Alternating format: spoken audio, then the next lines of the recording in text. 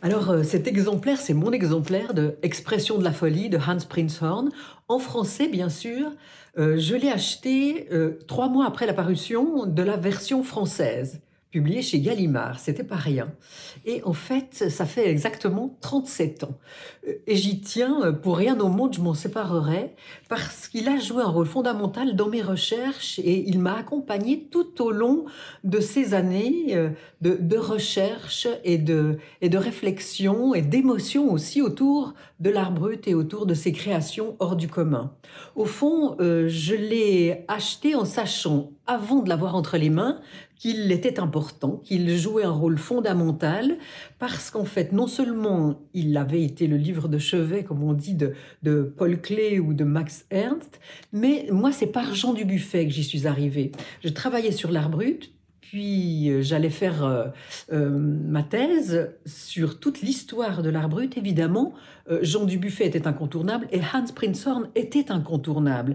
Bilder der Geisteskranken avait paru 1 an après ce livre fondamental de Morgenthaler sur Wölfli. Ce livre-là était aussi un deuxième coup de tonnerre dans le monde de l'art, dans le monde médical. Pour une fois, un médecin qui était aussi historien de l'art, accordait un regard averti, avisé sur des créations de patients qu'il nommait créations d'art, qu'il estimait être des œuvres d'art magnifiques, être étonnantes, troublantes, intéressantes, et il les considérait à part entière comme des œuvres. Donc, en fait, ça chamboulait le regard.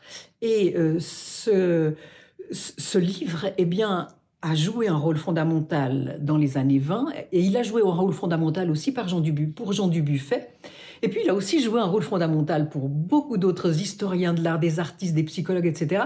Pour moi aussi, puisqu'il m'a aidé à cheminer. J'y suis revenue, très souvent j'y suis revenue, parce que j'ai organisé une exposition notamment sur les écrits, écriture en folie, à la collection de l'art brut, lorsque j'étais directrice. Et puis ensuite, j'y suis revenue à plusieurs reprises, et même encore il y a quelques mois, lorsque j'ai travaillé sur cette publication consacrée aux écrits d'art brut. Hein, c'est là que je suis revenue aux œuvres de Zuckfühl, Knüpfer, oui, exactement. Au fond, dans ma thèse, et aussi dans le bouquin que j'ai publié sur l'art brut, je les ai mis en valeur.